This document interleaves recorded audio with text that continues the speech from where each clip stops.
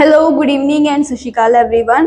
सो ये क्लास 11 का हमारा दूसरा लेक्चर है। फर्स्ट लेक्चर में हम लोगों ने एक्टिविटीज समझी थी। एक्टिविटीज ब्रॉडली दो कैटेगरीज में हम लोग डिवाइड करते हैं, इकोनॉमिक और नॉन इकोनॉमिक एक्टिविटीज। इकोनॉमिक वो होती है जो पैसे अर्न करने के पर्पज से परफॉर्म की जाती है, नॉन इकोनॉमिक वो होती है जो सेटिस्फेक्शन के लिए हम लोग परफॉर्म करते हैं। इकोनॉमिक आगे तीन तरह की होती हैं, बिजनेस, प्रोफेशन और एम्प्लॉयमेंट। बिजनेस में प्रोडक्शन परचेज जैसी एक्टिविटीज परफॉर्म की जाती हैं। प्रोफेशन में स्किल्स और नॉलेज यूज करके सर्विस प्रोवाइड करके पैसे कमाए जाते हैं। और एम्प्लॉयमेंट में दूसरों का काम करके उसके बदले में सैलरी और वेजेस अर्न किए जाते हैं। नाउ आज हम इस लेक्चर में दो छोटे छोटे टॉपिक्स कवर करने वाले हैं। पहला टॉपिक है आपका कैरेक्टरिस्टिक्स ऑफ बिजनेस और दूसरा टॉपिक है मल्टीपल ऑब्जेक्टिव्स ऑफ बिजनेस। किसी भी एक्टिविटी को आप बिजनेस एक्टिविटी कब कहोगे? जब उसमें ये 6 फीचर्स जो है प्रेजेंट होंगे, तब हम उस एक्टिविटी को बिजनेस एक्टिविटी कहेंगे। तो जो डेफिनेशन में हमने पॉइंट्स पढ़े हैं वही है, लेकिन कैरेक्टरिस्टिक्स ऑफ बिजनेस के रूप में हमें अलग टॉपिक दिया हुआ है। तो एक बार ये पॉइंट्स हम लोग देख लेते हैं कि क्या क्या पॉइंट्स दिए हुए हैं। सबसे पहला कैरेक्टरिस्टिक्स है इकोनॉमिक एक्टिविटी। बिजनेस क्या है? एक इकोनॉमिक एक्टिविटी है, यानी कि जो भी चीजें आप यहाँ पर कर रहे हो वो पैसे कमाने के पर्पज से कर रहे हो। नेक्स्ट है प्रोडक्शन और procurement of goods and services. ये भी हमने पढ़ा है कि बिजनेस में प्रोडक्शन और परचेज, प्रोक्योरमेंट का मतलब वही होता है ऑब्टेन करना, यानी कि आप समझ सकते हो परचेज करना। तो बिजनेस में गुड्स और सर्विसेज जो है वो इधर प्रोड्यूस की जाती हैं और इधर क्या की जाती हैं? परचेज की जाती हैं। और जो गुड्स एंड सर्विसेज प्रोड्यूस और परचेज की जा रही हैं वो सेल और एक्सचेंज करने के पर्पज से की जा रही हैं, ताकि ह्यूमन नीड्स को हम सेटिस्फाई कर सके।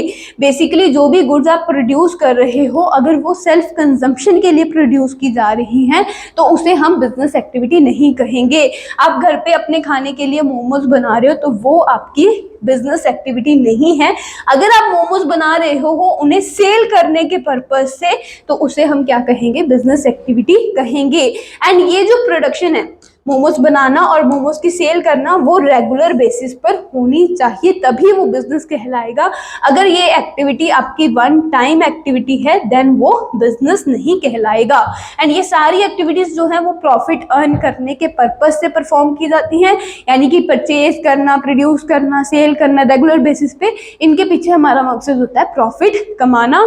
एंड अनसर्टेनिटी ऑफ रिटर्न या फिर रिस्क जो है वो बिजनेस में हमेशा प्रेजेंट रहता है। रिस्क का मतलब होता है चांसेस ऑफ लॉस। बिजनेस में हमेशा चांसेस रहते हैं लॉस इंकर होने के। चाहे छोटा बिजनेस है चाहे बड़ा बिजनेस है, आप उसमें से रिस्क को अलग नहीं कर सकते। आपको हमेशा डर रहेगा कि आपको कुछ ना कुछ लॉस बियर करना पड़ सकता है। देखो, मोमोज बनाए हैं, एक रेडी वाला बहुत सारे मोमोज बना के बेचने गया है। अब जरूरी नहीं है कि शाम तक उसके सारे के सारे मोमोज बिक जाए। हो सकता है कि कुछ मोमोज ना बिके, हो सकता है कि कुछ मोमोज खराब हो जाए। अगर कुछ मोमोज खराब हो रहे हैं तो वो उसके लिए क्या है? लॉस है। तो रिस्क हमेशा रहेगा ही रहेगा, चाहे कोई छोटा बिजनेस है चाहे कोई बड़ा बिजनेस है, मैटर नहीं करता। आप रिस्क को अलग नहीं कर सकते। छोटा बिजनेस है तो रिस्क भी छोटा हो जाएगा, बड़ा बिजनेस है तो रिस्क भी बड़ा हो जाएगा। बस फर्क इतना पड़ेगा, लेकिन रिस्क हमेशा प्रेजेंट रहेगा। सो ये 6 इजी से हमारे पास कैरेक्टरिस्टिक्स ऑफ बिजनेस है, जो कि आपको फटाफट से लर्न कर लेने हैं। सबसे पहला है इकोनॉमिक एक्टिविटी है बिजनेस, पैसे कमाने के पर्पज से परफॉर्म करते हैं। दूसरा है प्रोडक्शन और प्रोक्योरमेंट, गुड्स एंड सर्विसेज इस एक्टिविटी में प्रोड्यूस की जाती है या फिर प्रोक्योर या परचेज की जाती है। एंड प्रोडक्शन प्रोक्योरमेंट जो है वो सेल करने के पर्पज से होती है, रेगुलर बेसिस पे होता है। इनके पीछे मकसद हमारा प्रॉफिट कमाना है और लॉस होने की संभावनाएं हमेशा बिजनेस में रहती ही हैं। आई होप आपको क्लियर हुआ हो। Now multiple features of business क्या है? किसी भी बिजनेस के मल्टीपल ऑब्जेक्टिव्स ऑफ बिजनेस क्या है? सो देखो, अब तक जो हमने डेफिनेशन में पढ़ा है वो इतना ही पढ़ा है कि बिजनेस करने के पीछे हमारा मकसद होता है प्रॉफिट कमाना। लेकिन किसी भी बिजनेस का सिर्फ प्रॉफिट कमाना ही मकसद नहीं होता, उसके अलावा भी कुछ ऑब्जेक्टिव्स होते हैं जो कि हमें यहाँ पर मेंशन किए हुए हैं। ब्रॉडली अगर हम बात करें तो 3 तरह के ऑब्जेक्टिव्स हैं, इकोनॉमिक ऑब्जेक्टिव, सोशल ऑब्जेक्टिव और पर्सनल ऑब्जेक्टिव। इकोनॉमिक ऑब्जेक्टिव्स जो है वो बिजनेस से ही रिलेटेड, यानी बिजनेस ऑर्गेनाइजेशन से ही रिलेटेड होते हैं। सोशल ऑब्जेक्टिव्स जिस सोसाइटी में रहकर आप बिजनेस एक्टिविटीज परफॉर्म कर रहे हो उनके रिलेटेड होते हैं सोशल ऑब्जेक्टिव्स। और जो एम्प्लॉयज आपके पास काम कर रहे हैं उनके रिलेटेड होते हैं आपके पर्सनल ऑब्जेक्टिव। सो प्रॉफिट कमाने से पहले सबसे पहला इकोनॉमिक ऑब्जेक्टिव्स जो हैं उसमें 3 तरह के ऑब्जेक्टिव्स आते हैं, सर्वाइवल, प्रॉफिट और ग्रोथ। प्रॉफिट कमाने से सबसे पहला ऑब्जेक्टिव होता है आपका सर्वाइवल। सर्वाइवल का मतलब क्या होता है कि इतना रेवेन्यू हम लोग अर्न कर ले कि जितने भी खर्चे, मान लो आप रेंट पे करते हो, आप इलेक्ट्रिसिटी बिल पे करते हो, आपके पास कोई एक पर्सन हेल्प के लिए रखा हुआ है तो उसकी सैलरी आप पे करते हो, अदर छोटे मोटे खर्चेज, रॉ मटेरियल वगैरह परचेज करना, अगर आप प्रोडक्शन कर रहे हो तो ठीक है, गुड्स परचेज करना, ये जो भी आपके खर्चे होते हैं आप उतना कमा लो कि ये सारे खर्चे आपके कवर हो जाए, तो उसे बोलते हैं हम सर्वाइवल। कि रेवेन्यू माइनस एक्सपेंस करके जीरो अगर आ रहा है तो वो क्या है, सिर्फ सर्वाइवल है, कि हमारे सिर्फ खर्चे ही पूरे हो रहे हैं। रेवेन्यू माइनस एक्सपेंस करके अगर पॉजिटिव वैल्यू आ रही है तो मतलब कि आपको प्रॉफिट हो रहा है, अगर रेवेन्यू माइनस एक्सपेंस करके नेगेटिव वैल्यू आ रही है, फॉर एग्जांपल आपने पैसे कमाए 5,000, खर्चा हुआ है आपका 5,000, तो कितना आया, 0, ये क्या है, सर्वाइवल। अगर खर्चा आपको 4,000 हो रहा है तो 1,000 बच गया, 1,000 क्या है आपका प्रॉफिट। 5,000 इनकम है लेकिन खर्चा 6,000 हो गया, 1,000 रुपया जेब से गया, ये क्या है, लॉस है। तो किसी भी बिजनेस के लिए ये वाली सिचुएशन जो होती है वो वर्स्ट होती है। बिजनेस नहीं चाहता कि वो इस सिचुएशन में आए, क्योंकि अगर बिजनेस इस सिचुएशन में होगा यानी कि उसे लॉस होता रहेगा बार बार, तो वो मार्केट में ज्यादा लंबे टाइम तक सरवाइव नहीं कर पाएगा। सरवाइव करने के लिए सबसे पहले तो जरूरी है कि उसके खर्चे पूरे हो, खर्चे पूरे होने के बाद उसे कुछ ना कुछ कमाई हो यानी कि प्रॉफिट हो, खर्चों से ज्यादा इनकम आए, खर्चों से ज्यादा वो पैसे कमाए और उसे कुछ मुनाफा भी अर्न हो। तो ये हो गए आपके 2 ऑब्जेक्टिव्स, सर्वाइवल की खर्चे पूरे हो ताकि मार्केट में टिके रहें, और लंबे टाइम तक टिके रहने के लिए कुछ मुनाफा चाहिए तो वो हो गया आपका प्रॉफिट। पैसे आने लग गए, कुछ प्रॉफिट आने लग गया, अब उस प्रॉफिट को यूज करके बिजनेस को बड़ा किया जाए, दुकान को बड़ी की जाए, एक और दुकान खरीदी जाए, वो हो गया आपका ग्रोथ। तो किसी भी बिजनेस की ये 3 जो होते हैं वो इंपॉर्टेंट ऑब्जेक्टिव्स होते हैं ऑर्गेनाइजेशन के रिलेटेड। सबसे पहले खर्चे पूरे करना, फिर मुनाफा कमाना, उस मुनाफे को यूज करके बिजनेस को ग्रो कर देना। नाउ सोसाइटी के प्रति भी अब कुछ जिम्मेवारियां होती हैं। सोसाइटी, कस्टमर्स जो हैं जिनको हमें अपना सामान बेचना है वो सोसाइटी का ही पार्ट होते हैं, सोसाइटी के ही रॉ मटेरियल्स वगैरह यूज करके हम बिजनेस रन करते हैं। तो उस सोसाइटी के प्रति हमारी कुछ जिम्मेदारियां हैं, जैसे कि supply of desired quality products, supply करना, सोसाइटी को ऐसी क्वालिटी के गुड्स सप्लाई करना जो क्वालिटी के गुड्स उन्हें चाहिए, यानी कि खराब क्वालिटी के गुड्स उन्हें सप्लाई ना करके बल्कि जो अच्छी क्वालिटी के गुड्स उन्हें चाहिए वही गुड्स उन्हें प्रोवाइड करना।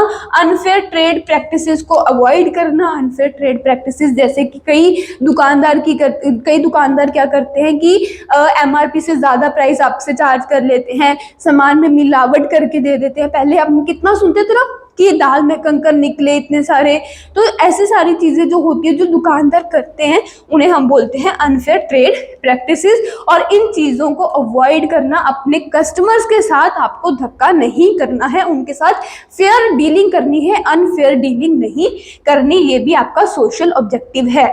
सोसाइटी में एम्प्लॉयमेंट जनरेट करना, लोगों को मौका देना कि वो भी अपनी कमाई कर सके। सोशल सर्विसेज, सोसाइटी की भलाई के लिए काम करना, जैसे कि क्रचेस वगैरह ओपन करवाना, स्कूल्स वगैरह, ड्रिंकिंग फैसिलिटीज़, कुछ हॉस्पिटल्स वगैरह ओपन करवा देना, छोटे छोटे क्लिनिक्स वगैरह, इस तरह से कुछ चीज़ें ओपन करवा के सोशल सर्विस के काम करना, वो भी आपका सोशल ऑब्जेक्टिव है। And avoidance of pollution, factory वगैरह, इंडस्ट्रीज वगैरह जो बड़ी बड़ी होती हैं उनमें प्रोडक्शन जब होती है तो बहुत सारा पोल्यूशन होता है, एयर पोल्यूशन, वाटर पोल्यूशन। सो कुछ मेजर्स यूज करना ताकि पोल्यूशन को अवॉइड किया जा सके, ये भी आपका सोशल ऑब्जेक्टिव है। सो ये आपके सोशल ऑब्जेक्टिव्स में आ जाते हैं। इसको सिंपली इतना समझ सकते हो कि सोसाइटी के प्रति जो आपकी जिम्मेदारी है, अगर इतना ध्यान में रख लोगे तो ये पॉइंट समझने मुश्किल नहीं होंगे। सबसे पहला पॉइंट था कि डिजायर क्वालिटी गुड्स हमें सप्लाई करने हैं सोसाइटी में, अनफेयर ट्रेड प्रैक्टिसेस को अवॉइड करना है यानी कि उनके साथ धक्का नहीं करना, हमेशा फेयर डीलिंग ही करनी है, एम्प्लॉयमेंट जनरेट करना, सोशल सर्विसेज करना और पोल्यूशन को जितना हो सके उतना अवॉइड करना, ये सारी आपके सोशल ऑब्जेक्टिव्स हैं। नाउ आ जाते हैं आपके पर्सनल ऑब्जेक्टिव्स। अब देखो, प्रॉफिट कमा रहे हैं, अगर हम बिजनेस में सर्वाइव कर रहे हैं, मार्केट में ग्रोथ कर रहे हैं, तो इनके पीछे सिर्फ ऑनर नहीं होता, बल्कि एम्प्लॉयज भी होते हैं। जो एम्प्लॉयज हमारे पास काम कर रहे हैं, उनकी मेहनत, उनके एफर्ट्स की वजह से हम प्रॉफिट कमा पा रहे हैं, उनकी मेहनत, उनके एफर्ट्स की वजह से ही बिजनेस ग्रो कर पा रहे हैं। तो उनके प्रति भी हमारी कुछ रिस्पॉन्सिबिलिटीज हैं, और उन्हीं रिस्पॉन्सिबिलिटीज को पूरा करना क्या है, personal objectives of the business है। क्या क्या रिस्पॉन्सिबिलिटीज है, क्या क्या ऑब्जेक्टिव्स है उनके प्रति आपके, उन्हें गुड वर्किंग कंडीशंस प्रोवाइड करना। एम्प्लॉयज कब अपना अच्छा काम करेंगे, कब बेस्ट एफर्ट्स लगाएंगे, जब उन्हें वर्किंग कंडीशंस जो है वो अच्छी मिलेंगी तब। अगर आपके वर्किंग कंडीशंस, आपकी बिजनेस में काम करने का माहौल अच्छा नहीं है, तो एम्प्लॉयज खुश होकर काम नहीं कर पाएंगे, जिनकी वजह से वो अपना 100% नहीं दे पाएंगे। सो उन्हें अच्छा वर्किंग कंडीशन प्रोवाइड करना ताकि वो अपना 100% दे सके। कम्पिटिटिव सैलरी प्रोवाइड करना, पीयर रिकॉग्नाइजेशन, यानी कि अपने जो को वर्कर्स होते हैं, अगर उन्होंने कोई अच्छा काम किया है तो उनके काम की प्रेज करके उन्हें रिकॉग्नाइजेशन प्रोवाइड करना। इससे क्या होगा, मोटिवेशन होती है। अगर सिंपल चीज की एक एग्जांपल दूं, मान लो कि आपका क्लास है, क्लास में टीचर ने आपका टेस्ट लिया। अब अगर आपके अच्छे मार्क्स आते हैं, टीचर ने तारीफ में आपके लिए 2 शब्द बोल दिए, तो आपको मोटिवेटेड फील होगा। नेक्स्ट टाइम जब टेस्ट होगा तब भी आपको लगेगा कि मैं उतनी अच्छी तरह से ही तैयारी करके टेस्ट दूं, मेरे अच्छे मार्क्स आए, ताकि टीचर मुझे फिर से प्रेज करे मेरी। ठीक है, उसी तरह से अगर आप अपने ऑर्गेनाइजेशन में काम करने वाले को वर्कर्स जो होते हैं, उनके काम के लिए उन्हें प्रेज करोगे, उनकी तारीफ करोगे, तो वो उतना ही खुश रहेंगे, मोटिवेटेड रहेंगे, और वो हमारे लिए ही 100% अपने एफर्ट्स डालेंगे। सो ये भी इंपॉर्टेंट होता है अपने एम्प्लॉयज को मोटिवेटेड रखने के लिए। एंड स्पेशल अदर बेनिफिट, जैसे कि उन्हें हाउसिंग फैसिलिटी दे देना, अगर वो दूसरे शहर से आए हैं, रहने की फैसिलिटी देना, उन्हें मेडिकल सर्विसेज प्रोवाइड करना, ऐसे कुछ अदर बेनिफिट्स भी उन्हें प्रोवाइड करते रहना टाइम टू टाइम। सो ये हैं आपके multiple objectives of business, economic, social और पर्सनल। इकोनॉमिक्स ऑर्गेनाइजेशनल ऑब्जेक्टिव्स होते हैं, ऑर्गेनाइजेशन से रिलेटेड, सोशल सोसाइटी से रिलेटेड, और पर्सनल ऑब्जेक्टिव्स होते हैं आपके एम्प्लॉय से रिलेटेड। होपफुली आपको लेक्चर समझ आया होगा। कैरेक्टरिस्टिक्स ऑफ बिजनेस भी इजी टॉपिक था, और ये भी इजी ही टॉपिक है। क्लियर हो गया होगा। कोई भी डाउट, कोई भी क्वेरी हुई तो कमेंट सेक्शन में अपनी क्वेरीज ड्रॉप कर देना, एंड बता भी देना लेक्चर समझ आया या फिर नहीं आया। ओके गाइस, मिलेंगे नेक्स्ट लेक्चर में। Have a good day, and तब तक इसे पढ़ के अपने नोट्स प्रिपेयर कर लेना। Bye bye.